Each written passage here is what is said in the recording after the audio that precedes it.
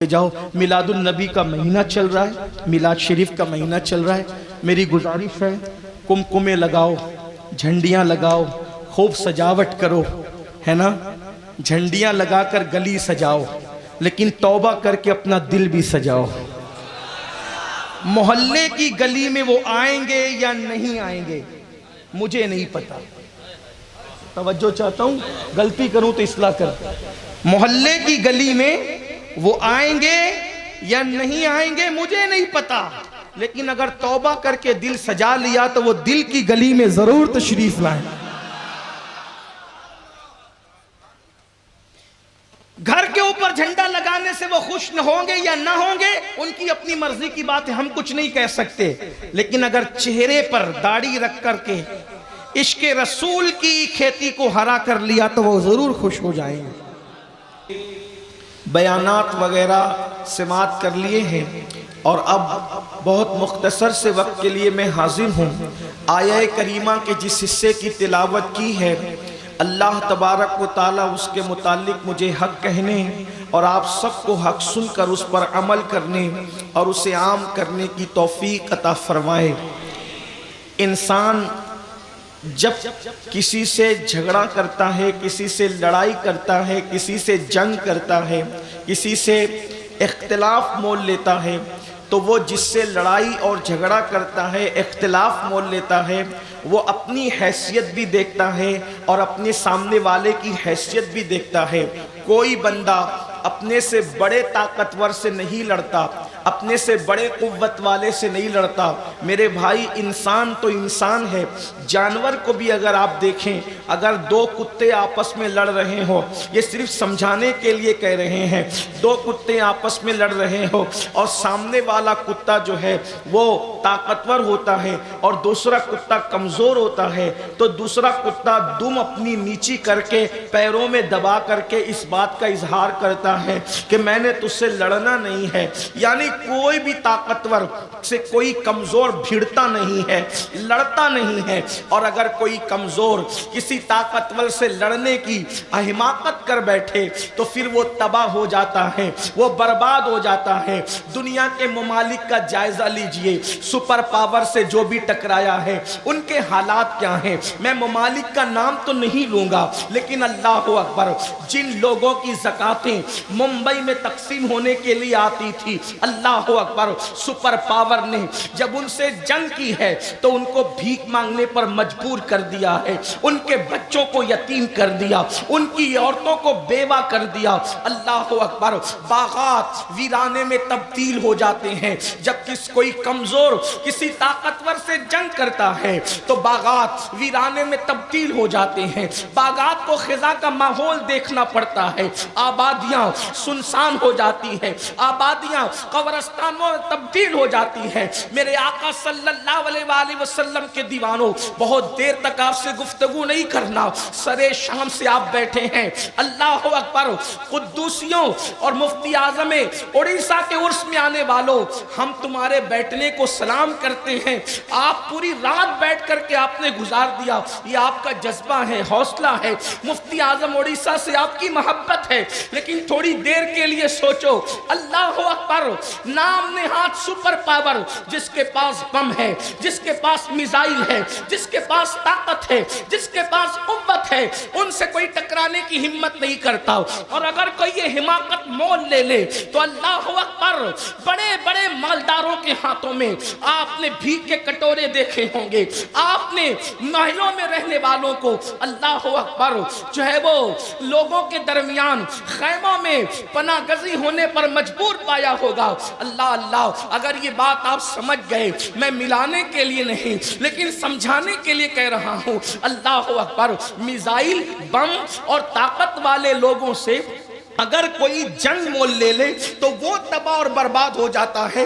کیا کوئی انسان سوچ سکتا ہے، وہ کلمہ پڑھنے والا انسان، کوئی مسلمان سوچ سکتا ہے کہ اللہ کسی کے ساتھ جنگ کا اعلان کرے، اللہ کسی کے ساتھ جنگ کا چیلنج کرے اور وہ اللہ کے جنگ کے چیلنج کو قبول کرے؟ یا معاذ اللہ، وہ خود اللہ رب العزت کے جنگ کے چیلنج کو قبول کرنے کی کوشش کرے؟ ہے کسی میں ہمت جو میرے اللہ سے اللہ اکبر مقابلہ کرنے کی ہمت ہمت رکھتا ہو، مسلمان تو اس کو سوچ بھی نہیں سکتا، مسلمان تو اس کا تصور بھی نہیں کر سکتا، اس لیے کہ مسلمان کا بچہ بچہ میرے اللہ کی قوت کو جانتا ہے، میرے اللہ کی طاقت کو جانتا ہے۔ دنیا کے اندر جو بھی نظام چل رہا ہے وہ چلانے والا میرا اللہ ہے۔ پوری رات جب تاریخ ہو جاتی ہے دنیا، سوچو تو صحیح، اللہ اکبر، دنیا کے افق پر جب رات کی سیاہ چادر تن جاتی ہے، وہ کون ہے جو پوری رات کو، کالی رات کو سمیٹ کر کے پھر صبح کا اجالا لاتا ہے، پھر صبح کا سویرا لاتا ہے، اور دیکھتے ہی دیکھتے چند منٹوں میں پوری دنیا میں اجالا پھیل جاتا ہے۔ دنیا سے کئی سو بڑا گنا سورج جب مشرق سے نکلتا ہے تو دنیا کے ذرے ذرے کو چمکا دیتا ہے۔ وہ کون ہے جو مشرق سے سورج نکالتا ہے، سر پہ لاتا ہے، مغرب میں غروب کر دیتا ہے؟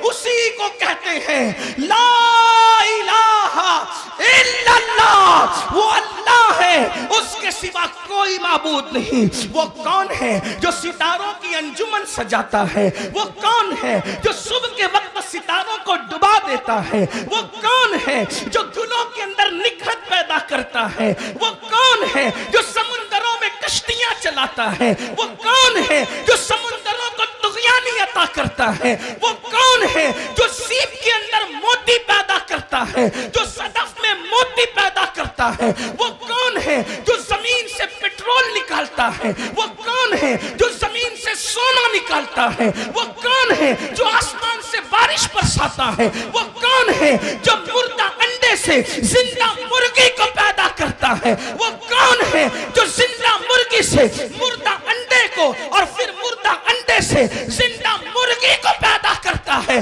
وہ وہی ہے جس کے بارے میں قرآن کہتا ہے هو اللہ احد اللہ الصمد لم یلد ولم یولد ولم یکن له کفوا احد۔ وہ اللہ ہے، وہ اللہ ہے، اور وہ ایک ہے۔ وہ کسی سے پیدا نہیں ہوا، وہ کسی کی اولاد نہیں ہے، اس کی کوئی اولاد نہیں ہے، کوئی اس کے برابر نہیں، کوئی اس کا شریک نہیں، کوئی اس کی بیوی نہیں، کوئی اس کے بچے نہیں، وہ کسی کا بچہ نہیں ہے۔ ہر ابتدا سے پہلے وہ ہے، ہر انتہا کے بعد وہ ہے۔ اگر اس کی طاقت، اس کی قوت، اس کی عظمت، اس کی سطوت، اس کی سلطنت، اس کی بادشاہت اگر محسوس کرنا چاہتے ہو تو اس سے محسوس کر لو۔ وہ کسی کو اپنا بندہ خاص بنا کر، اپنا محبوب بنا کر، اپنا مطلوب بنا کر، اپنا چہیتا بنا کر، اپنا پیارا بنا کر، اپنی قدرت کا شاہکار بنا کر، اپنے جلووں کا آئینہ بنا کر، اپنے حسن کا آئینہ بنا کر کسی کو ربیع الاول کی 12 تاریخ کو زمین پہ اتارتا ہے، اور پھر اس کے بازوؤں میں اتنی قوت دیتا ہے کہ وہ اشارہ کرتا ہے تو اس کے اشارے سے جان کے ٹکڑے ہو جاتے ہیں۔ تو لوگوں کو پتا چلتا ہے کہ جب بندے کے اشارے میں اتنی قوت ہے تو جس نے اس کو پیدا کیا ہے اس خدا کی قوت کا عالم کیا ہوگا، اس خدا کی طاقت کا عالم کیا ہوگا۔ وہ وہی ہے جسے اللہ کہتے ہیں، جسے الہ کہتے ہیں، جسے معبود کہتے ہیں۔ اللہ اکبر، وہ رب محمد ہے۔ اب سمجھے اللہ کی طاقت کیا ہے، اللہ کی قوت کیا ہے۔ میں ابھی اللہ کی طاقت اور قوت میرا عنوان نہیں، حالانکہ میرے عزیز بھائی شرف بھائی مجھ سے فرمائش کرتے ہیں کہ جب تو آتا ہے تو یہ پڑھا کر، لیکن میں آپ کے سامنے کچھ اور پیش کرنا چاہتا ہوں۔ نعت خانوں کے لیے تو یہ جائز ہے، ان کو یہ چل سکتا ہے کہ ہر منبر پر وہ ایک غزل پیش کر دے، ایک کلام پیش کر دے، لیکن اگر کوئی خطیب، اور وہ بھی کوئی خطیب بھی نہ ہو، کوئی بے جوڑ جملے کہنے والا فقیر اگر بار بار ایک بار ریپیٹ کرے تو لوگ حضرت آلِ رسول صاحب سے کہیں گے کیا انہی کو لے آتے ہو جنہیں 4 کے سوا کوئی 5ویں تقریر یاد نہیں. آپ شکایت کر سکتے ہیں، لیکن بہرحال میں آپ سے یہ عرض کر رہا ہوں، اللہ کی طاقت سمجھ گئے، اللہ کی قوت سمجھ گئے. اندازہ فرمائے امریکہ کی طاقت کی حیثیت کیا ہے، میرے اللہ کی طاقت کیا ہے. اللہ اکبر. برطانیہ کی قوت کی حیثیت کیا ہے، میرے اللہ کی طاقت کیا ہے. فرعون کو جس نے دریا میں ڈبو دیا وہ میرا اللہ ہے. اللہ کی شان سنو. رات زیادہ ہوئی ہے، آخری پہر ہے. یقین جانے یہ تقریر نہ سننے اور سنانے کا موقع ہے، لیکن اوڑیسہ والو یہ قادری فقیر تمہاری محبتوں کو زندگی بھر یاد رکھے گا کہ آپ حضرات اس وقت بھی ایسے بیٹھے جیسے مغرب کی نماز پڑھ کر کے بیٹھے. یہ آپ کے جذبات ہیں، اللہ سلامت رکھے. لیکن توجہ فرمائے، اللہ کی طاقت کا اندازہ کوئی کر سکتا ہے، اللہ کی قوت کا اندازہ کوئی کر سکتا ہے. اللہ کتنی طاقت والا ہے. جو فرعون کو دریا میں غرق کر دے وہ اللہ ہے. جو نمرود کو لنگڑے مچھر سے ہلاک کر دے وہ اللہ ہے. جو شداد اپنی خود ساختہ جنت بنائے اس کی جنت میں اس کو داخل ہونے سے پہلے جو اللہ مار ڈالے وہ میرے اللہ کی طاقت ہے. اللہ کی طاقت کیا ہے؟ اگر وہ کسی کی نس دبا دے آدمی پاگل ہو جائے، کمر کی نس دبا دے آدمی چلنے پھرنے سے مجبور ہو جائے. نہیں دیکھتے اللہ کے بندوں، نہیں دیکھتے. جو جوانی میں پہلوانی کرتے تھے وہ بڑھاپے میں عصا ٹیکتے ہوئے چلتے ہیں. وہ کون ہے جس نے جوانی میں طاقت دی تھی بڑھاپے میں لکڑی لینے پہ مجبور کر دیا، بڑھاپے میں لکڑی ٹیکنے پہ مجبور کر دیا. ہم میں سے بھی بہت سارے ہیں، اللہ نہ کرے کہ اس کو بھی ایک نہ ایک دن لکڑی پکڑنی پڑے گی. وہ کون ہے؟ وہ خود فرماتا ہے. اللہ فرماتا ہے والتین والزیتون وطور سینین وہذا البلد الامین لقد خلقنا الانسان فی احسن تقویم ثم رددناہ اسفل سافلین. تفسیری اس کا مفہوم یہ ہے، اللہ اکبر، ابراہیم کی ولادت گاہ کی قسم. تفسیری اس کا مفہوم یہ ہے، ابراہیم علیہ السلام کی ولادت گاہ کی قسم، موسیٰ کی ولادت گاہ کی قسم، عیسیٰ کی ولادت گاہ کی قسم، محمد الرسول اللہ کی ولادت گاہ کی قسم. چار نبیوں کی ولادت گاہ کی قسم قرآن اٹھاتا ہے اور اس کے بعد کہتا ہے لقد خلقنا الانسان فی احسن تقویم. ہم نے انسان کو بہت خوبصورت بنایا، لیکن انسان جب اپنی اوقات میں نہ رہا، انسان نے اللہ کے غضب کو چیلنج کیا، انسان نے اللہ کی نافرمانیاں کی، انسان نے اللہ کی نافرمانیاں کی، دین کے قانون کو پیٹ کے پیچھے ڈالا، تو پھر قرآن کہتا ہے خوبصورت بنایا انسان کو. ایک تفسیری قول یہ بھی ہے، یعنی اللہ نے انسان کو جوانی عطا کی. اور پھر کہتا ہے جب انسان بگڑ گیا، اللہ کی نافرمانی کر گیا، خدا کی نافرمانی میں ڈوب گیا، ثم رددناہ اسفل سافلین، پھر ہم نے اس کو بڑھاپے کے گڑھے میں ڈھکیل دیا، یعنی جوانی سے اس کو بڑھاپے میں ڈال دیا. آپ کہیں گے کیا کوئی ایسا بھی ہے اس کو بڑھاپا نہیں آتا؟ میں نے کہا اللہ کی عزت کی قسم، اگر انسان اللہ کی سچے طور پہ فرما برداری کرے، بال سفید ہوتے مگر بڑھاپا نہیں آتا، عمر 58 سے زیادہ ہو جاتی ہے، 70 سے زیادہ ہو جاتی ہے مگر بڑھاپا نہیں آتا. یہ ایک الگ عنوان ہے. لیکن بات یہ عرض کر رہا تھا، اللہ کی طاقت کیا ہے، اللہ کی قوت کیا ہے، جو پہاڑوں کو ریزہ ریزہ کر دے، جو ذرے کو پہاڑ بنا دے، پہاڑ کو ذرہ بنا دے، قطرے کو سمندر کر دے، سمندر کو قطرہ کر دے، بادشاہوں کو فقیر کر دے، فقیروں کو بادشاہ کر دے. یہ میرے اللہ کی طاقت ہے. سوچو جب سپر پاور ملک سے کوئی ٹکرائے اس کا انجام کیا ہو؟ سپر پاور ملک سے کوئی ٹکرائے اس کا انجام کیا ہوتا ہے؟ اب سنو، 3 قسم کے لوگ ہیں جن سے اللہ نے اعلان جنگ کیا. کتنے لوگ ہے؟ کسی میں ہمت اللہ سے جنگ کرنے کی؟ استغفر اللہ. کوئی کر سکتا؟ اللہ کے مچھروں سے کوئی جنگ نہیں کر سکتا، اللہ کی چونٹیوں سے کوئی جنگ نہیں کر سکتا. کر سکتا ہے کوئی؟ اگر اللہ کسی میں مچھر مسلط کر دے، چونٹیاں مسلط کر دے، صرف چونٹیاں مچھر، مینڈک مسلط کر دے، جو بھیج دے، کھجلی بھیج دے، آدمی پاگل ہو جائے، مر جائے اسی حال. کوئی ہے جو میرے اللہ کا اعلان جنگ کو قبول کرنے کی حیثیت رکھتا ہے؟ کوئی نہیں ہے. اللہ پاک فرماتا ہے، اسی بات میں مکمل کروں گا، ٹائم پورا ہوتا ہے، وقت کی قلت ہے، اور میرے بعد آپ کو جب وہ نعت شریف سننی ہے، آپ کا ذوق ہے، میں اس میں رکاوٹ نہیں بنوں گا، لیکن سن لیں، کہیں ایسا تو نہیں کہ ہم بھی لاشعوری طور پر اللہ کے اعلان جنگ کا شکار ہو رہے ہیں۔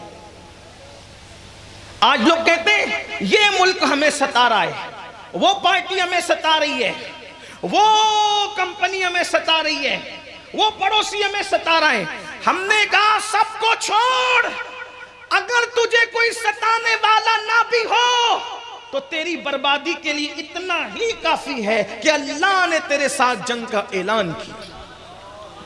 اعلان جنگ فرما رہا ہے اللہ 3 قسم کے لوگوں سے۔ نمبر 1 سنیں، ہم اس میں ہے، اگر ہے تو ابھی لرزیے، کیونکہ اللہ فرماتا ہے ان بطش ربک لشدید، تیرے رب کی پکڑ بڑی سخت ہے،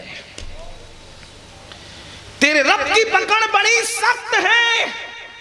اللہ جس کی پکڑ کرے اسے کوئی پناہ نہیں ملتی، اسے کوئی عزت نہیں ملتی، اس کے بچے بھی سسکیاں لیتے ہیں، اس کی نسلیں تباہ ہوتی ہے، اس کی نسلیں برباد ہوتی ہے۔ یزید کا انجام دیکھو، کئی بچے چھوڑ کے مرا تھا، آج اس کی نسل ختم ہو، ہے اس کی کوئی نسل باقی؟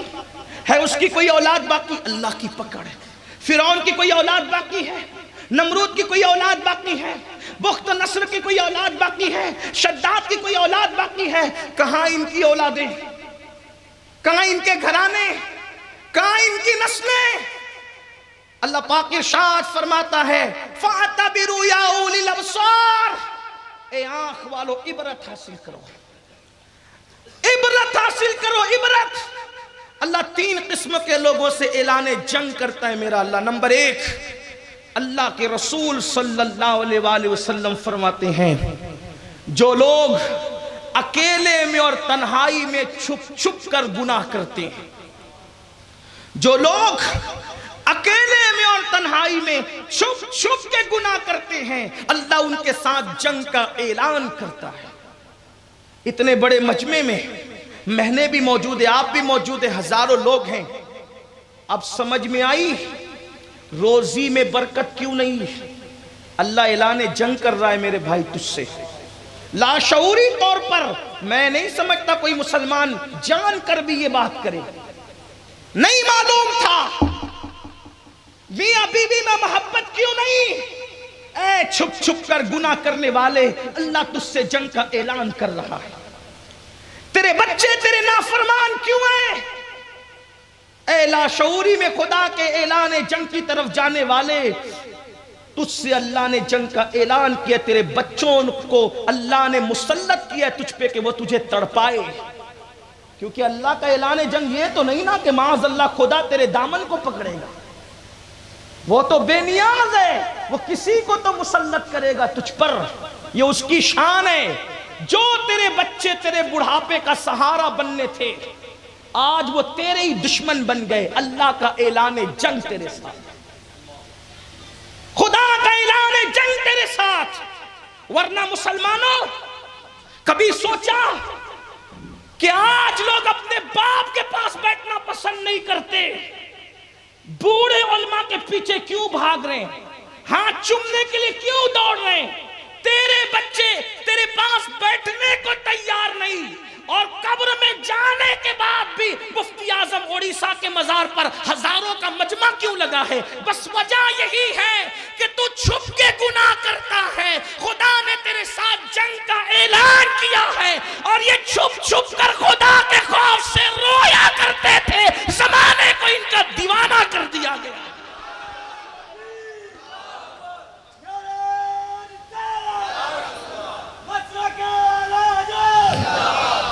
اللہ 3 لوگوں سے اعلان جنگ کرتا ہے، چھپ کر اپنے آپ میں ڈوب کے سوچو۔ آج ہم سوچتے ہیں امین القادری سدھر جائے، امین القادری سوچتا ہے مجمع سدھر جائے، مجمع سوچتا ہے اسٹیج والے سدھر جائے، اسٹیج والے سوچتے ہیں فلاں سدھر جائے۔ میں کہتا ہوں قرآن ہمیں یہ کہتا ہے یا ایھا الذین آمنوا علیکم انفسکم، ایمان والو اپنی فکر کرو۔ ہر آدمی سوچے کہ میں سنور جاؤں، میں سدھر جاؤں۔ کیا آج ہم اکیلے میں گناہ نہیں کر رہے ہیں؟ کہ آج ہم اکیلے میں اللہ کی نافرمانی ذرا اپنے موبائل کا جائزہ لے لو، ہماری تنہائیوں کا، ہماری راتیں کیسے گزرتی ہیں، ہمارے دن کیسے گزرتے ہیں۔ ہم اکیلے ہوتے ہیں تو کیا کرتے ہیں؟ ایک حدیث سنیے، اکیلے میں گناہ کرنے والوں سے اللہ اعلان جنگ کرتا ہے۔ اللہ جس سے جنگ کا اعلان کرے، امریکہ کا لوگ مقابلہ نہیں کر سکتے میرے بھائی، امریکہ برطانیہ تو دور کی بات، محلے کے کارپوریٹر کا آدمی مقابلہ نہیں کر سکتا۔ کر سکتا ہے؟ نہیں کر سکتا۔ اللہ کا معاذ اللہ مقابلہ کون کر سکتا؟ اگر مسلمانوں تباہی کے دہانے سے بچنا ہے، اگر تباہی کے دہانے سے بچنا ہے، تنہائیوں میں گناہ کرنے سے توبہ کر لو۔ کچھ لوگ یہ بھی کہتے ہیں مولانا نماز تو پڑھتے ہیں نا، میرے بھائی اچھی بات ہے، میں سلام کرتا ہوں، نماز پڑھتے ہیں، لیکن حدیث پاک ہے، اللہ کے رسول صلی اللہ علیہ وآلہ وسلم فرماتے ہیں اللہ ان لوگوں کی نیکیوں کو ریت کے ذروں کی طرح بکھیر دے گا۔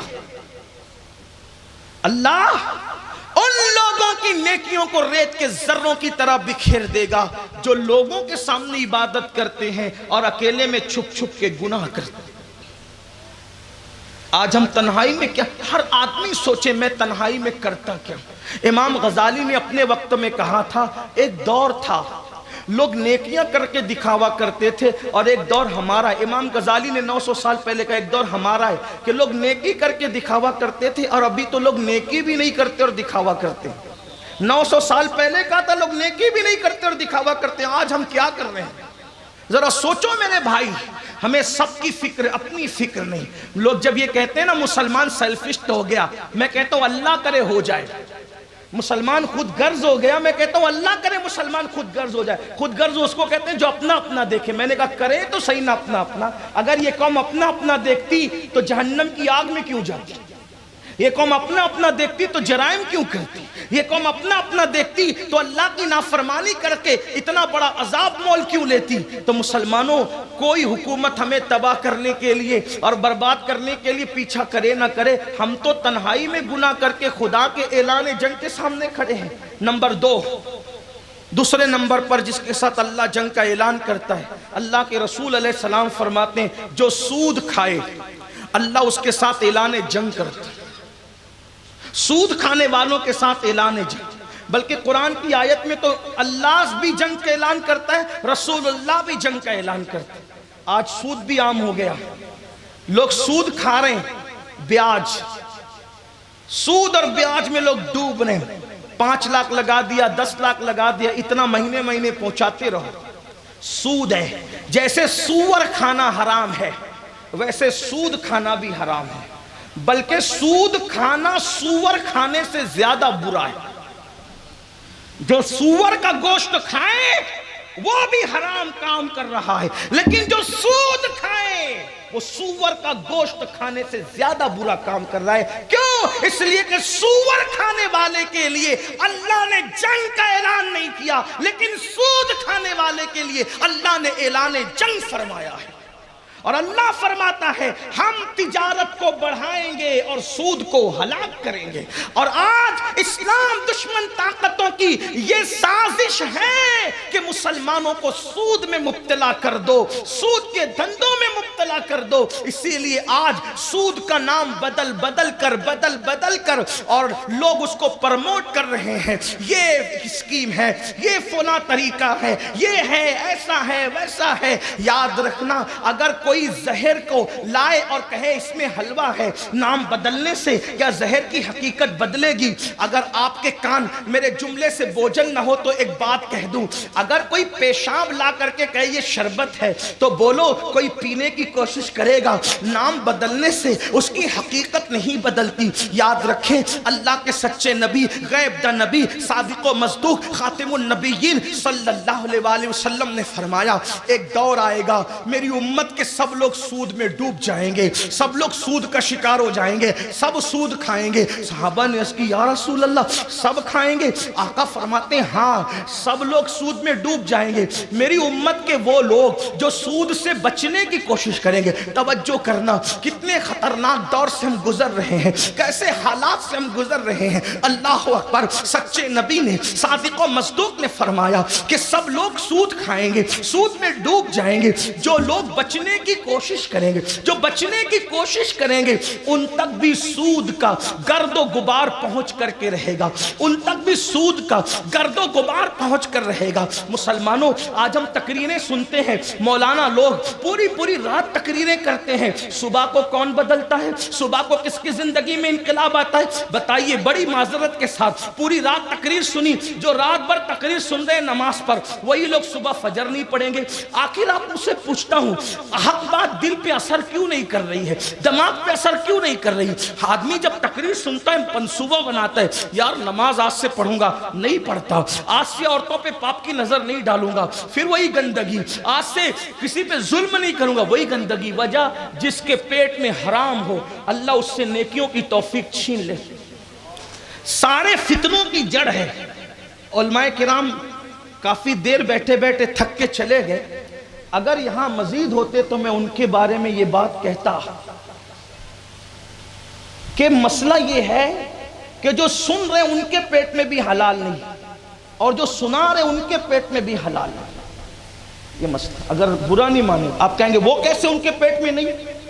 جب کوئی عالم، کوئی خطیب، کوئی پیر صاحب کہیں پہنچا تو چونکہ عالم کو، خطیب کو تو معلوم نہیں ہوتا، رکانے کے لیے کہاں لے جاتے ہیں؟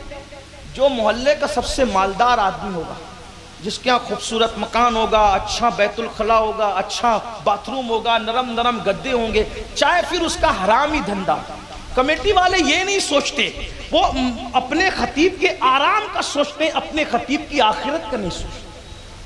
تو جو تقریر کرنے سے پہلے ہی حرام کھا کے آیا، حالانکہ اس کو معلوم نہیں، وہ بے قصور ہے، وہ بے قصور ہے، میں اس کو مجرم نہیں کہتا، اور ان میں ہم لوگوں کا بھی شمار ہو سکتا ہے اگر معلوم ہونے کے بعد ہم رعایت کریں۔ واللہ، شراب، جوے اور سود کے دھندے پر اگر کوئی رسول اللہ کی نیاز بنا کر بھی لائے تو مسلمانوں کو چاہیے، اگر معلوم ہے کہ حرام ہے، انکار کر دے، میں نے نہیں کھایا۔ یہ جرأت ہمارے اندر ہونی چاہیے۔ اگر کوئی سوچتا ہے کہ میں سود کے دھندے کروں، شراب کے دھندے کروں، جمعے کے دھندے کروں، لوگوں کا مال ہڑپ کر کے ہر سال حج کو جاؤں، ہر سال عمرہ کو جاؤں، مسجد بناؤں، مدرسے بناؤں، تو اللہ کے رسول تو فرما رہے کہ جو حرام دھندے سے حج و عمرہ کو گئے، جب وہ لبیک کہتا ہے تو اللہ اس پہ لعنت کرتا ہے۔ اللہ نے ہر سال حج عمرہ ہم پہ فرض نہیں کیا۔ حج عمرہ ہر سال اگر کوئی کرے تو نفل ہے، مستحب ہے، لیکن حرام کو اللہ نے ہم پہ، جو ہے وہ حرام سے بچنے کو اللہ نے ہم پہ فرض کیا ہے، اور حلال کو لازم پکڑنا ہم پر اللہ نے فرض کیا۔ بچے نافرمان کیوں ہیں؟ پیٹ میں حرام ہے، جن کا گوشت ہی حرام سے بنا، جن کا خون ہی حرام سے بنا۔ آج ہم کہتے ہیں دعا قبول نہیں ہوتی، اللہ کے رسول علیہ السلام فرماتے جس کے پیٹ میں ایک لقمہ حرام کا ہوگا 40 دن تک نہ اس کی نماز قبول ہے نہ دعا قبول۔ کہتے ہیں مولانا دعا قبول نہیں ہوتی، کیوں نہیں ہوتی؟ اللہ کا تو وعدہ ہے ادعونی استجب لکم، مجھ سے مانگو میں تمہیں عطا کروں گا۔ کیوں نہیں ہوتی؟ پیٹ میں حرام ہے۔ لوگ دعا کریں اللہ فلاں پارٹی کے فلاں لیڈر کو مار ڈال، کتنے سال سے کر رہے ہو، مرتا وہ؟ ہمیں مرنے کی دعا کرنے کی ضرورت نہیں۔ مسلمانوں یہی تو بات ہے۔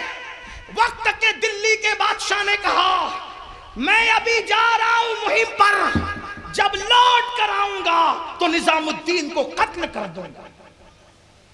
کون نظام الدین؟ کون نظام الدین جس کو سلطان المشائق کہا جاتا ہے؟ کون نظام الدین جس کو سلطان الاولیاء کہا جاتا ہے؟ کون نظام الدین جس کو محبوب الہی کہا جاتا ہے؟ کون محبوب الہی؟ ایک مرتبہ حضرت سیدنا ابو علی شاہ قلندر نے حضرت خسرو سے کہا خسرو، پیر تو وہ ہوتا ہے جو ہاتھ پکڑے تو عرش کی سیر کرا دے، کیا تیرے پیر نے بھی ایسا کیا؟ حضرت امیر خسرو آئے اور آنے کے بعد چہرہ اترا تھا محبوب الہی۔ کون محبوب الہی؟ پیر روشن ضمیر ہوتا ہے، پیر روشن ضمیر ہوتا ہے۔ پیر کی توجہ مال کی طرف نہیں بلکہ حال کی طرف ہوا کرتی ہے۔ اللہ اکبر! اس سچے پیر نے امیر خسرو کو دیکھا اور فرمایا ترک اللہ۔ امیر خسرو کا نام نہیں لیتے تھے، بہت پیار کرتے تھے، کہتے تھے ترک اللہ، کیا سوچ رہا ہے؟ ادب سے کہا کچھ نہیں، کچھ نہیں۔ اپنی چادر اٹھا کے سر پہ ڈال دیا۔ کس نے؟ محبوب الہی۔ زمین پہ کھڑے ہوئے خسرو خدا جانے کہاں پہنچے، کوئی بات نہیں، گم سم ہے۔ چادر ہٹائی، تم پیر بھائیوں نے پوچھا خسرو کہاں تھے؟ مرشد کی چادر سر پہ پڑی کہاں تھے؟ لوگ کہتے ہیں ان کے دامن میں کیا رکھا ہے؟ ہم نے کہا تجھے کیا پتا، جس دن تو کسی سچے نظام الدین کے دامن کے نیچے آ جائے تجھے پتا چلے گا کہ ان کے دامن میں کیا رکھا ہے۔ لوگ مذاق اڑاتے کہتے ہیں کہ اس کا دامن پکڑا، اس کا دامن پکڑا، کیا ہے ان کے دامن میں؟ میں نے کہا خدا کی قسم تو گناہوں کے دامن میں ڈوبا ہوا ہے، تجھے کیا پتا کہ عبدالقادر جیلانی اور محبوب الہی کے دامن میں رکھا کیا ہے۔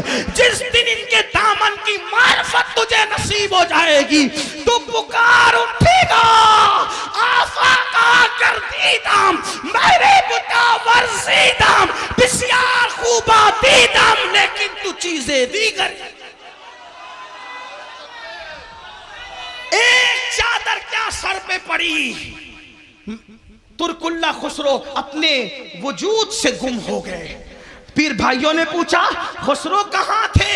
تو جواب دیتے ہیں نمی دانم چھ منزل بود شب جائے کے من بودم بہرسو رقص بسمل بود شب جائے کے من بودم پری پہ کر نگارے سرو قد لالا رخسارے سراپا آفت دل بود شب جائے کے من بودم۔ اور خسرو سے پوچھتے ہو کہاں تھے تو کہتے ہیں خدا خود میرے مجلس بود اندر لامکا خسرو، خدا خود میرے مجلس بود اندر لامکا خسرو، محمد شم محفل بود شب جائے کے من بود۔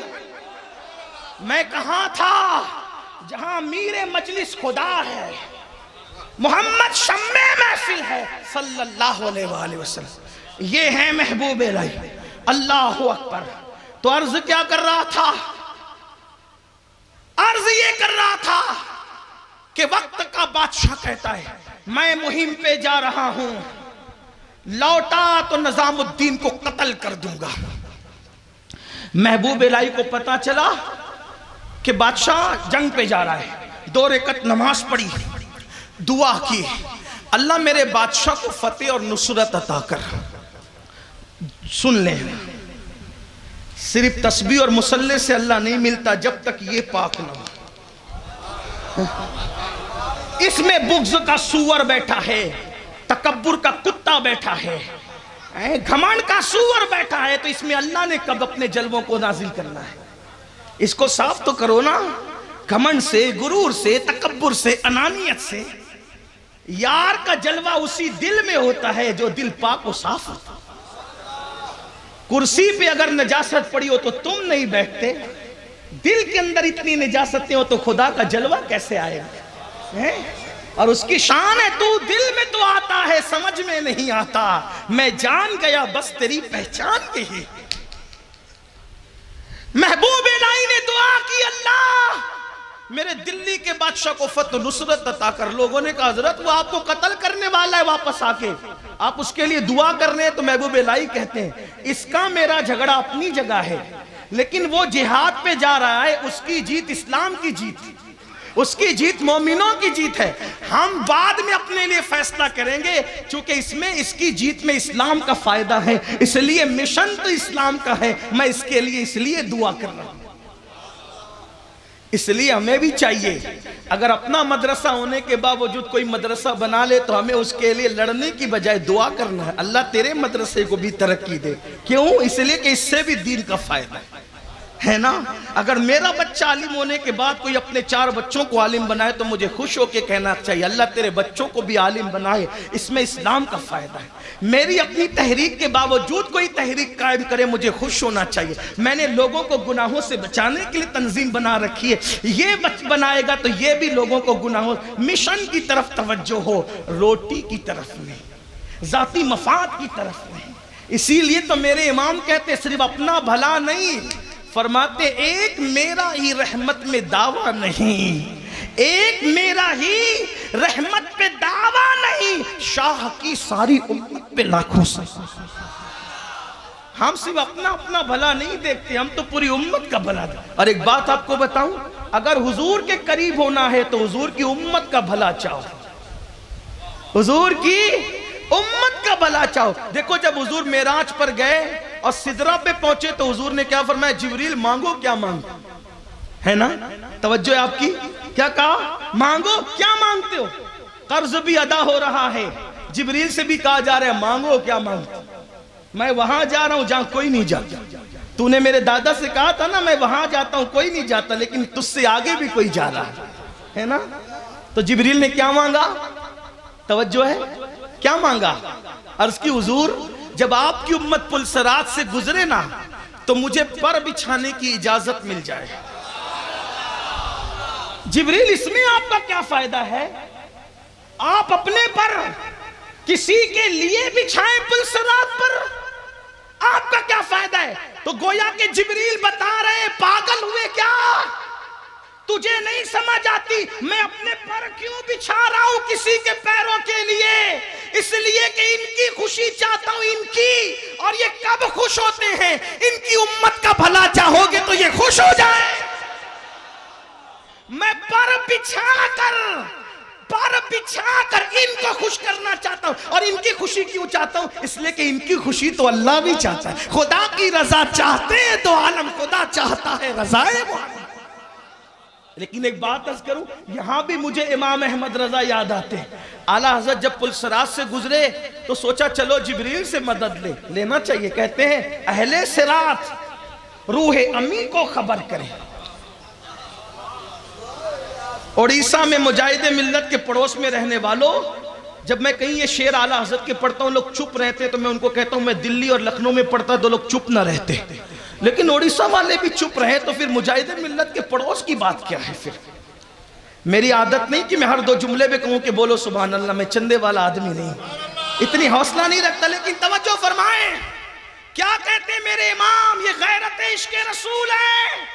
کہا جب پل صراط سے گزریں گے تو کہتے ہیں اہل صراط روح امی کو خبر کریں، اے پل صراط کے فرشتوں، اے پل صراط کے فرشتوں، جبریل کو خبر کر دو کیا جاتی ہے امت نبوی فرش پر کریں۔ اے جبریل آئیے اور اپنی مراد کے مطابق پروں کو بچھا دیجئے پل صراط پر۔ کیوں؟ اس لیے کہ امت محمدیہ پل صراط سے گزر رہی ہے۔ لیکن جب دل نے انگڑائی لی، عشق نے کروٹ بدلی، تو پھر کہا جبریل کی مدد کی بات اپنی جگہ تو اپنی جگہ ہے، لیکن ہمیں تو یار کا پیار چاہیے۔ تو پھر کہتے ہیں نہیں پل سے اتارو راہ گزر کو خبر نہ ہو، اور جبریل پر بچھائے تو پر کو خبر نہ ہو۔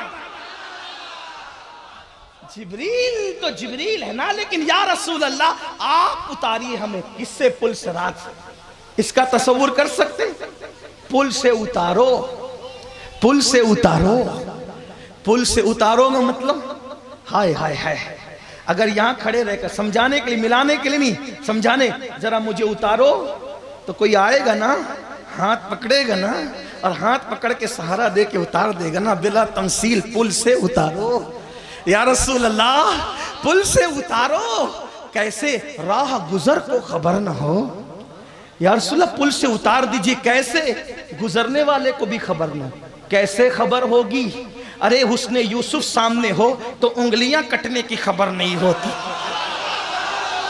اور آپ ہاتھ پکڑ لیں اور ہاتھ پکڑ کے غلام کو پل صراط سے پار کرائیں اور وہ آپ کا چہرہ دیکھ رہا ہو تو گزرنے والے کو خبر۔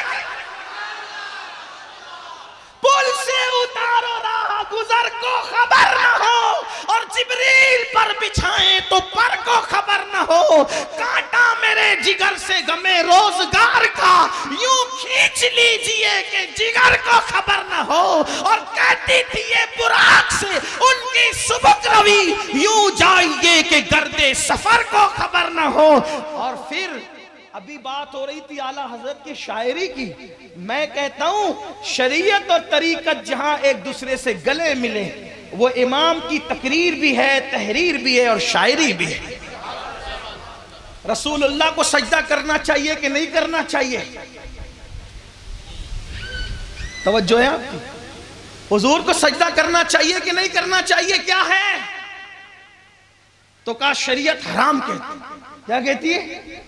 اور بے شک جو شریعت ہے وہی حق ہے کہ نہیں؟ غیر اللہ کو سجدہ کرنا، مل کے بولو کیا ہے؟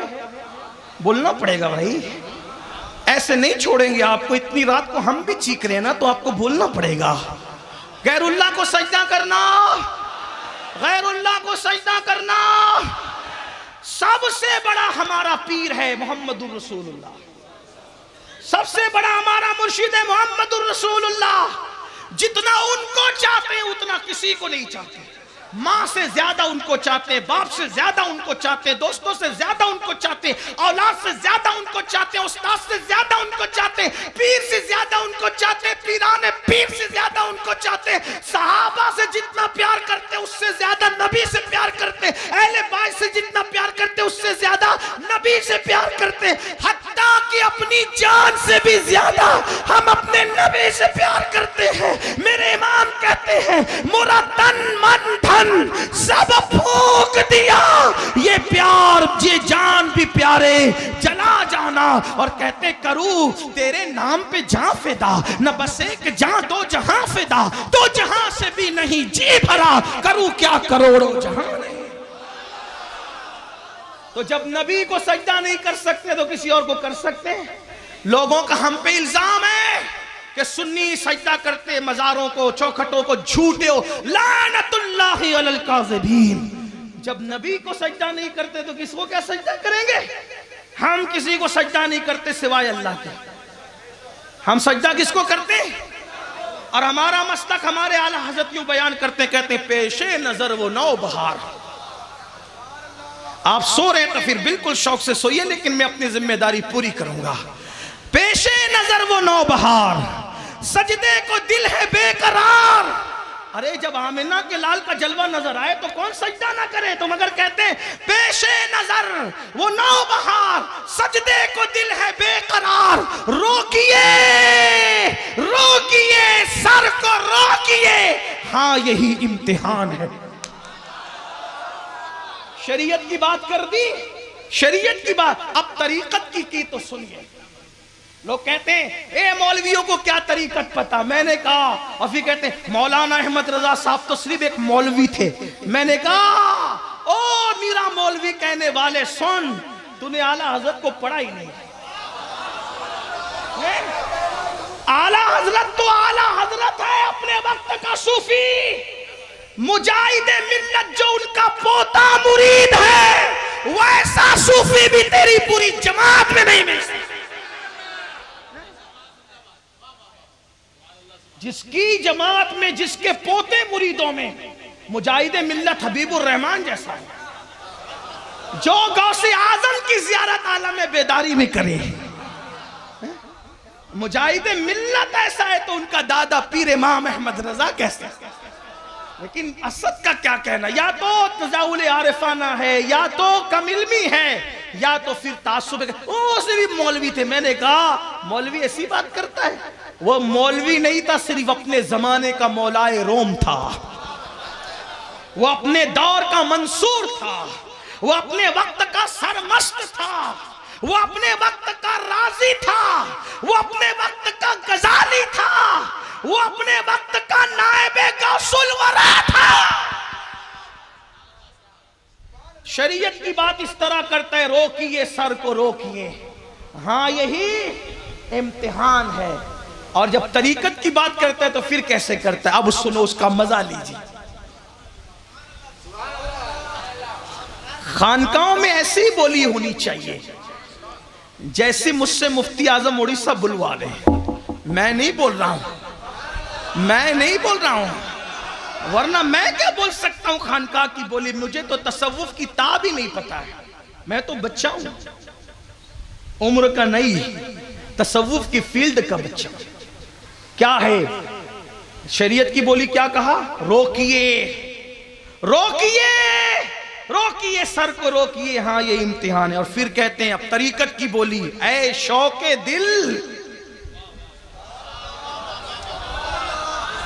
اے شوق دل، یہ سجدہ یہ سجدہ یہ سجدہ گر ان کو روا نہیں۔ کون سا سجدہ؟ پیشانی جھکانے والا سجدہ ان کو، یار کو روا نہیں ہے۔ شوق دل، اے میرے دل کا شوق، یہ والا سجدہ ان کو روا نہیں ہے۔ کیوں یہ روا نہیں ہے؟ انہوں نے خود منع کیا ہے، اور جو ان کے منع کرنے کے باوجود سجدہ کرے، نافرمان تو ہو سکتا ہے، عاشق نہیں ہو سکتا۔ تو کیا کہا؟ اے شوق دل، یہ سجدہ گر ان کو روا نہیں، اچھا وہ سجدہ کیجئے کہ سر کو خبر۔ اے میرے دل کا شوق، پیشانی کا سجدہ ان کو روا نہیں ہے نا، لیکن تو سجدہ کر لے میرے دل، اور ایسا سجدہ کر کہ دل سجدے میں ہو اور سر کو بھی خبر نہ ہو، شوق بھی پورا ہو جائے، شریعت کا قانون بھی رہ جائے۔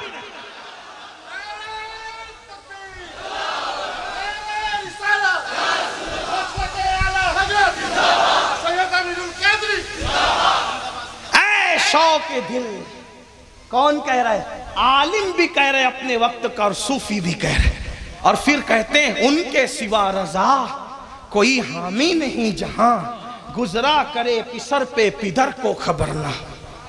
بات کیا چلی تھی؟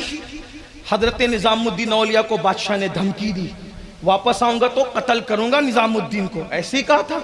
آپ نے دعا کی اللہ اس کو جتا دے، جیتنے کی دعا کی، کہا اس کا میٹر اپنا میٹر الگ، لیکن اس کی جیت اسلام کی جیت، اس کی جیت مسلمانوں کی جیت، اس کی جیت ہم اہل ایمان کی جیت، جیت جائے باقی اپنا معاملہ دیکھیں گے۔ جیت گیا، واپس آیا، گیاس پور کی خانقاہ کے دور رات ہو گئی، خیمہ لگایا اور جشن منایا۔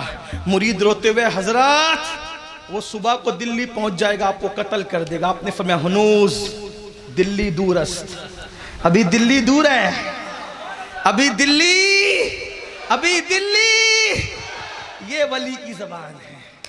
کون لوگ؟ جن کے پیٹ میں حلال ہوتا ہے، یہاں رو رو کے گلا بیٹھ گیا لیکن دعائیں اثر نہیں کرتی کیونکہ پیٹ میں حرام۔ محبوب الہی نے کسی بادشاہ گھر کا کھانا کبھی نہیں کھایا۔ ہاں، کھانے کا یہ حال تھا، خود کا لنگر اس دور میں 200 روپے خرچ ہوتے تھے، پیسے اس دور کے نہیں تھے لیکن آج کے حساب سے 200 اس زمانے کے 200، اور آج کروڑوں میں اس کی قیمت جا سکتی، لنگر پہ خرچ ہوتے تھے۔ بادشاہ نے کہا میرے ملنے والے اس سے مسافہ کرتے ہیں، نذرانہ دیتے ہیں، کوئی میرا سپاہی نظام الدین سے ملنے نہ جائے کیونکہ ہمارے پیسوں پہ لنگر کرتا ہے، لوگوں کو جمع کرتا ہے۔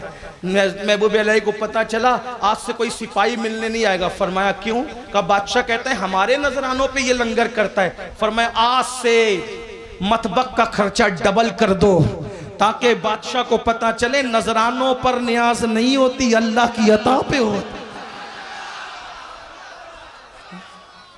کبھی بادشاہ کھانا نہیں کھایا، بادشاہ چاہتا تھا ملنے کے لیے آئیں، ملنے کے لیے آئیں۔ کہتے تھے 2 دروازے خانقاہ میں اسی لیے بنائے ہیں، ایک سے تو آئے گا، دوسرے سے میں باہر چلا جاؤں گا۔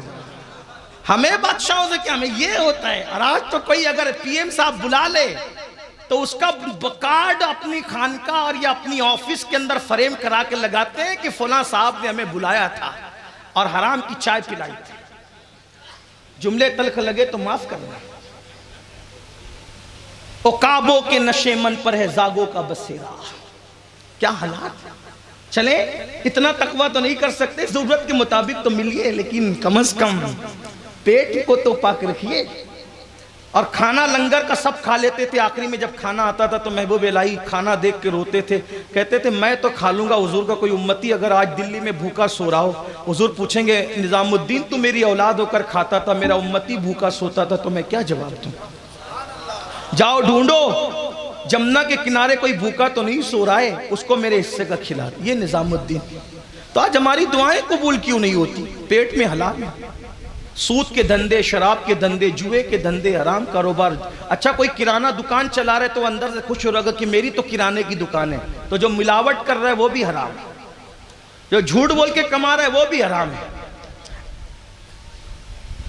طلب الحلال فریضۃ علی کل مسلم. امام غزالی احیاء العلوم میں لکھتے ہیں حدیث پاک، ہر مسلمان پر طلب حلال فرض ہے. حلال کھاؤ، حلال کماؤ. امام ابن حجر لکھتے ہیں شب قدر میں بھی میں نے سود کے دھندے کرنے والوں کی قبر پہ عذاب ہوتے دیکھا.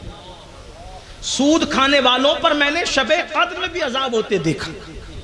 تو 3 لوگوں کے ساتھ اعلان جنگ ہے. تنہائی میں گناہ کرنے والا، نمبر 2 سود کھانے والا.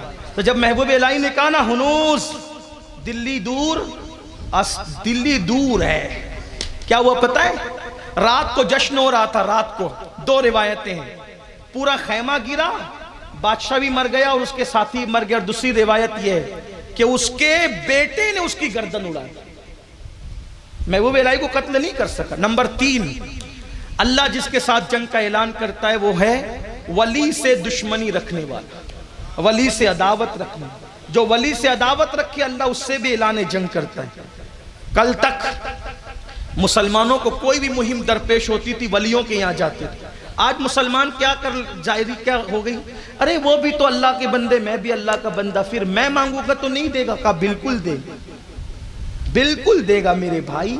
لیکن ایک بات بتاؤں، بچہ ماں کی گود میں ہوتا ہے اور روتا ہے تو دودھ ملتا ہے کہ نہیں ملتا؟ ملتا ہے. کیوں؟ کیونکہ ماں کے قریب ہے وہ. اور اگر بچہ جھولے میں پڑا ہے اور رو رہا ہے تو جلدی دودھ ملتا ہے؟ نہیں. ابھی اے کر کے روئے گا تو ماں سوچے گی تھوڑا کپڑے بھی دھل لوں، تھوڑے برتن بھی دھل لوں. یہی ہوتا ہے، ایسا ہی ہے نا. تھوڑی روٹی بھی بنا لوں. پھر جب تک ایک دم تیز آواز سے نہیں روتا جب تک ماں متوجہ نہیں ہوتی. کیوں متوجہ نہیں ہوتی؟ کیونکہ بچہ دور ہو. بچہ بلا تمثیل اللہ کے لیے دور نزدیک کیا ہے نا، عظمت کے اعتبار سے سب سے دور ہے نا، اور علم قدرت کے اعتبار سے سب سے زیادہ قریب ہے. اتنا قریب کہ اس سے زیادہ کوئی قریب نہیں. اور عظمت کے اعتبار سے اتنی دوریاں کہ اس کی اپنی شان ہے نا، اس کی اپنی شان ہے. تو اللہ تبارک و تعالی کا جب کوئی دوست ہاتھ اٹھاتا ہے تو پھر اس کی جلدی سنی جاتی ہے. آپ اس کو یوں سمجھیں، حضرت ابراہیم اللہ کے خلیل ہیں، لیکن خلیل کے ذریعے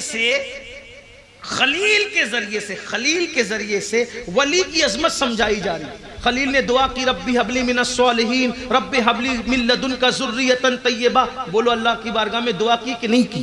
لیکن کوئی جواب نہیں آیا. اللہ کی شان. لیکن جب حضرت مریم کے حجرے کے قریب سے، حضرت مریم کے حجرے میں مصلی کے قریب سے دعا کی اللہ مجھے نیک بیٹا عطا فرما، تو فوراً جواب آیا. اس سے ولی کی عظمت نبی کے ذریعے ظاہر کی گئی.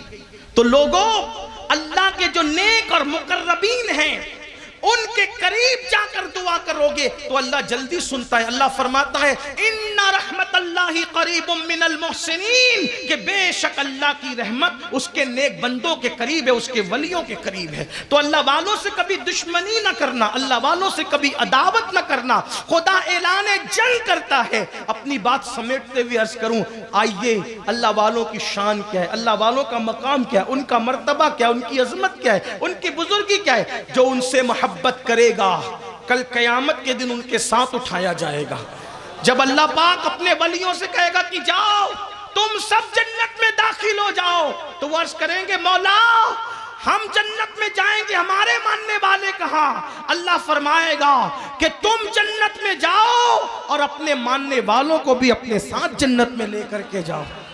اس وقت یہ اللہ والے ہاتھ پکڑ کر اپنے ساتھ اپنے ماننے والوں کو جنت میں لے کر کے جائیں گے. ایک بات یاد آئی، بس اسی پر بات مکمل کرتا ہوں. ولیوں کی شان کیا ہے، ولیوں کا مقام کیا ہے، ولیوں کا مرتبہ کیا ہے. ان سے کبھی عداوت نہیں کرنا، دشمنی نہیں کرنا. حضرت اورنگزیب عالمگیر کا نام سنا ہے. بزرگوں کی عادت کے مطابق ان کی بھی عادت تھی، جب بھی کوئی मुश्किल मुहिम होती थी तो जो ज़मीन के ऊपर होते थे उन वलियों से भी दुआएं करवाते थे, और जो ज़मीन के अंदर होते थे उनसे भी दुआ करवाते।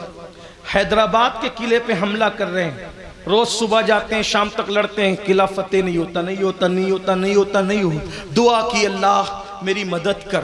ख्वाब में दिखाया गया, ख्वाब में दिखाया गया फलां बंदा तेरे लश्कर में वो रहनुमाई करेगा।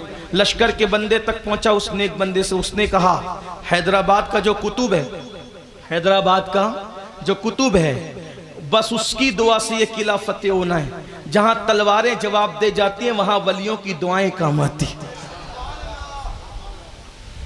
औरंगजेब ने कहा वो कहां है? कहा किले की दीवार के नीचे। क्या करता है? कहा वो लोगों के जूते चप्पल सिलता है अपने आप को छुपाने के लिए।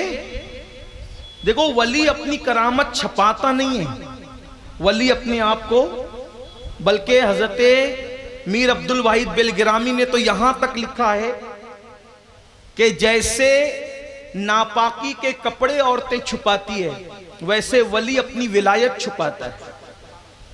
अभी आजकल मिजाज बदल गया, अभी रिश्वत दे करके करामतें गड़वाई जाती है। इन्ना लिल्लाहि व इन्ना इलैहि राजिऊन।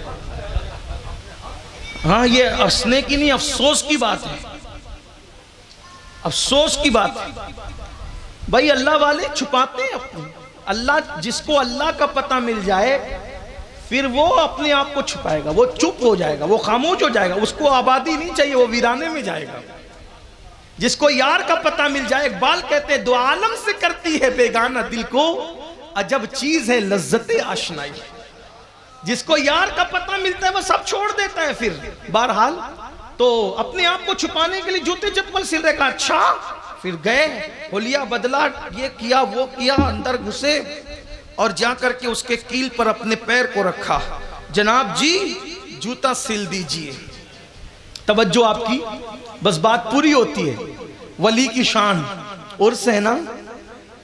जनाब जी, मुची जी जूता सिल दीजिए। देखो लोग कहते हैं ना कि लाख छुपाया जाता है लेकिन इश्क और मुश्क को छुपा नहीं करते, है ना। इन्होंने कहा जनाब जी जूता सिल दीजिए। उन्होंने देख के कहा औरंगजेब टूटे हुए जूते सिले जाते हैं, इतने कीमती जूते जो टूटे नहीं है वो कैसे सिले जा सकते हैं। छुपा कर भी छुपा न सके, जबान से निकला औरंगजेब।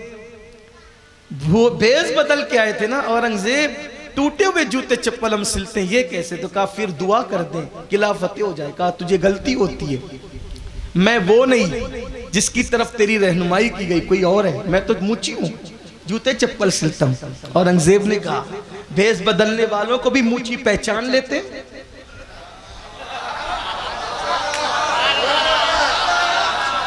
औरंगजेब नाम भी लेते हैं भेष बदलने वालों का, और फिर कहते हैं वाह मैं वो नहीं।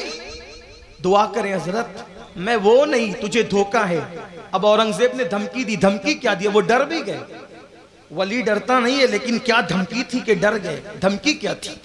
तलवार नहीं निकाली, गला नहीं पकड़ा, क्योंकि औरंगजेब तबाह नहीं होना चाहते। औरंगजेब ने क्या कहा? दुआ करें या फिर पूरे हैदराबाद में ऐलान करा दूं कि हैदराबाद का कुतुब जूते सी रहा है।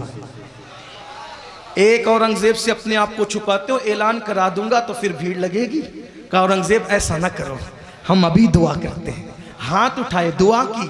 देखो वो धमकी, धमकी क्या है? तुम्हारा ऐलान हो जाएगा। हम तो सोचते हैं कि हो ऐलान, अच्छी बात है, हमारा ऐलान हो, लेकिन अल्लाह वालों की शान क्या है? नहीं, क्या छुपाने का अंदाज है। फरमाया रुको, दुआ करते, अल्लाह किला फतेह कर दे। जाओ औरंगजेब, सुबह हमला करना, इंशाल्लाह फतेह हो जाएगा। सुबह हमला किया, थोड़ी सी लड़ाई में दरवाजे खुल गए, किला फतेह हो गया। औरंगजेब ने सोचा अब जी खोलकर दुआएं लेंगे, मिलेंगे। इधर किला फतेह हुआ, उधर सारा सामान समेटा, कंधे पे डाला और ऐसे गायब हुए कि आखिरी वक्त तक कभी किसी से मुलाकात ही नहीं। अल्लाह वाले ये दो आलम से करती है बेगाना दिल को, अजब चीज है। तीनों में तलाश करो किसमें है हम, अल्लाह ना करे। माशाअल्लाह, ये आए सबके कान में बोलने के लिए और सबको बोलते थे खत्म करो, मुझे कहने के बोलो।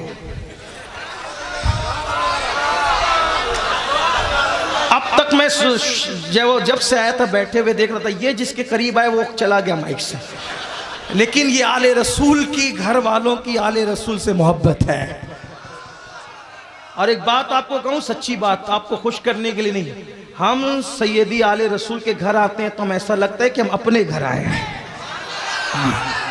الحمدللہ ان کی محبت ہے، سب بھائی لوگ، سب بھائی محبت کرتے ہیں، بھائی عرف رسول، شرف رسول اور کیف رسول، فیض رسول، ان کے چھوٹے چھوٹے بچے بھی پیار کرتے ہیں، لیکن ہمارے شرف بھائی کا کی محبت بہت الگ ٹائپ کی ہے۔ ماشاءاللہ، اللہ تعالیٰ ان سب کو اور ہماری محبتوں کو سلامت رکھے، نظر بد سے بچائے۔ تین میں سے کس میں ہو؟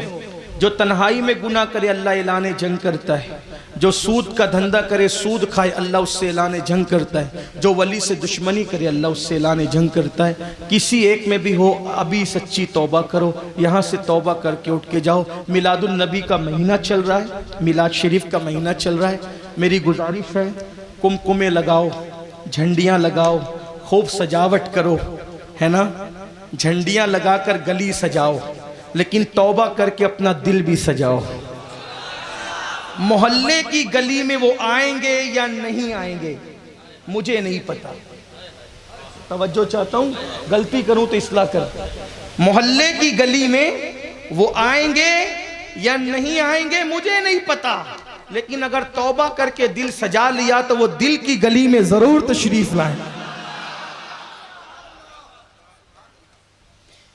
گھر کے اوپر جھنڈا لگانے سے وہ خوش نہ ہوں گے یا نہ ہوں گے ان کی اپنی مرضی کی بات ہے، ہم کچھ نہیں کہہ سکتے، لیکن اگر چہرے پر داڑھی رکھ کر کے عشق رسول کی کھیتی کو ہرا کر لیا تو وہ ضرور خوش ہو جائیں گے۔ جلوس میں بھی شریک ہوئیے، لیکن جلوس کو جیسے عرس کو شرعی کر دیا ہے آپ لوگوں نے اڑیسہ میں، ابھی مفتی نظام الدین صاحب قلعہ فرما رہے تھے نا کہ یہ شرعی عرس ہے نا، یہ شرعی عرس ہے، تو مولانا حسن صاحب مجھ سے کہہ رہے تھے کہ اس میں زائرات نہیں ہے کیا؟ میں نے کہا زائرات نہیں ہے، سامعات ہے، زائرات کی گنجائش نہیں ہے، سامعات کی تو ہے نا، تو یہاں زائرات نہیں ہے، سامعات ہے، اور یہ آئی ہے زائرات کی حیثیت سے نہیں بلکہ سامعات کی حیثیت سے۔ تو بہنوں سے بھی کہتا ہوں جیسے عرس کو شرعی طور پر آپ نے خرافات سے پاک کیا ہے، جلوس کو بھی پاک کیجئے۔ جلوس میں نکلو، کالی پٹی، ہری پٹی، ہاتھ میں ڈنڈا، شور شرابہ، دل آزار نعرے نہیں، ایسا نہیں۔ ٹوپی پہن کے باوضو نکلو، درود شریف پڑھتے ہوئے نگاہیں نیچی کر کے چلو، دنیا دیکھے تو پکار اٹھے۔ 1450 سال کے بعد غلام ایسا چلتا ہے تو نبیوں کا امام مدینے میں کس شان سے چلتا ہے۔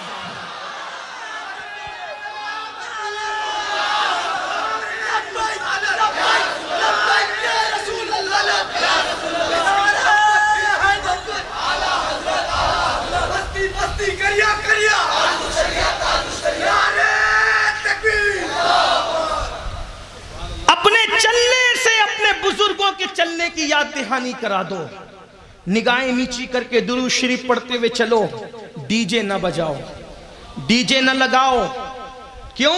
یہ ڈی جے کی دھمک دھمک کی آواز کسی ہارٹ کے مریض کی موت کا سبب بھی بن سکتی ہے۔ حضور مارنے نہیں آئے تھے، حضور جلانے آئے تھے۔ دل آزار نعرے مت لگاؤ، دشمنوں سے نپٹنے کے لیے بہت دن ہے ہمارے پاس، بہت دن ہے، لیکن جو رحمت للعالمین کا دن ہے اس دن میں ان کے ڈنکے بجاؤ۔ اگر آپ کے پاس پڑوس میں کوئی کلمہ پڑھنے والا نہیں رہتا، غیر مسلم رہتا ہے، اس کو بھی مٹھائی دو اور بتاؤ کہ آج ہمارے نبی کی آمد کا دن ہے۔ ہمارے جو پولیس آفیسران ہیں ان کو حضور کی سیرت بتاؤ، جا کر اسکول کالجز میں ہاسپٹلوں میں جا کر کے فروٹ تقسیم کرو، غریبوں کو کمبل دو، صدقہ دو، خیرات دو۔ لوگ پوچھیں گے نا آج مسلمان اتنے خوش کیوں ہیں، یہی طریقہ ہوتا ہے تبلیغ کا، آج مسلمان اتنے خوش کیوں ہیں، تو بتاؤ وہ اس کی آمد کا دن ہے جو صرف مسلمانوں کے لیے نہیں تمام عالمین کے لیے رحمت بن کر۔ جو یتیموں کے لیے رحمت، جو غریبوں کے لیے رحمت، جو اپنوں کے لیے رحمت، جو بیگانوں کے لیے رحمت، وہ رحمت للعالمین ہے۔ انہوں نے تو جانوروں کے ساتھ کیا سلوک کرنا چاہیے لوگوں کو یہ بھی سکھایا ہے۔ لا کوئی ایسا قائد و رہنما جس نے جانوروں کو کے بھی حقوق سکھائیں۔ حدیث پاک میں آتا ہے ایک مرتبہ اللہ کے رسول جنگ کے لیے ایک سفر میں ہیں اور جنگل میں پڑاؤ ڈالا جاتا ہے، تالاب کے کنارے حضور کا بستر لگا دیا جاتا ہے، وہاں مینڈک ٹرا رہے ہوتے ہیں، مینڈکوں کے ٹرانے کی آواز آتی ہے، صحابہ مینڈکوں کو نکال کے پھینکنے کی کوشش کرتے ہیں، اللہ کے رسول فرماتے ہیں ان کے گھروں سے ان کو جدا مت کرو، اگر تم نے ان کو ان کے گھروں سے جدا کر دیا تو کہیں اللہ تمہارے تو گھروں سے تمہیں جدا نہ فرما دے۔ اللہ اکبر۔ اللہ کے رسول کا بستر لگا ہے، اوپر درخت ہے، درخت پہ گھونسلہ ہے، صحابہ کو خیال آتا ہے چڑیا آئے گی اور بیٹ کرے گی، حضور کو پریشانی نہ ہو، چڑیا کا گھونسلہ صحابہ نے ہٹا دیا، چڑیا آئی ان کے ارد گرد طواف کرنے لگی، چکر لگانے لگی۔ پرندوں کو بھی پتا ہے ہماری فریاد سننے والا یہ آمینہ کا لال ہے، لاؤ نہ کوئی ایسا قائد و رہنما جو انسان تو انسان ہے، جانور اور پرندوں کی بھی فریاد کو سنا کرتا ہے، وہی سنتے ہیں بولیاں سب کی، وہ سمجھتے ہیں بولیاں سب کی۔ آؤ دربار مصطفیٰ میں چلیں، کھوٹے سکے وہیں پہ چلتے ہیں، اپنے مولا کی یہ بشان عظیم، جانور بھی کریں جن کی تعظیم، سنگ کرتے ہیں ادب سے تسلیم، پیڑ سجدے میں گرا کرتے ہیں۔ اللہ اکبر۔ چڑیا سر کے ارد گرد گھومتی ہے، آنکھ میں آنسو ہے۔ صحابہ نے پوچھا حضور کیا ہے؟ کہا یہ کہہ رہی ہے یا رسول اللہ میرا گھر اجاڑ دیا، آپ کے غلاموں نے میرا گھر اجاڑ دیا۔ پھر اللہ کے رسول فرماتے ہیں اے میرے صحابہ اس کا گھونسلہ وہیں پہ رکھ دو، کسی کا گھر نہ اجاڑو ورنہ گھر اجاڑنے والوں کا گھر اجاڑ دیا جائے گا۔ یہ میرے بتاؤ اپنے نبی کی سیرت، اپنے نبی کی زندگی بتاؤ، انشاءاللہ دنیا ماننے پہ مجبور ہو جائے گی، نہ مانے گی تو کم سے کم نفرتیں ختم ہوگی۔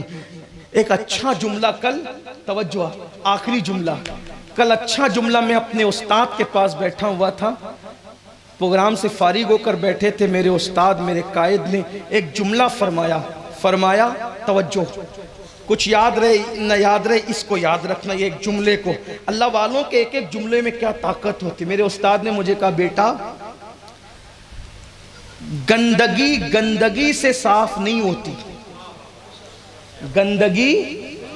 گندگی سے صاف نہیں ہوتی، گندگی ہمیشہ پانی سے صاف ہوتی ہے۔ اب آپ کی مرضی ہے یا گندگی بن جاؤ یا پانی بن جاؤ، کیا بننا ہے آپ کو سوچو۔ السلام علیکم۔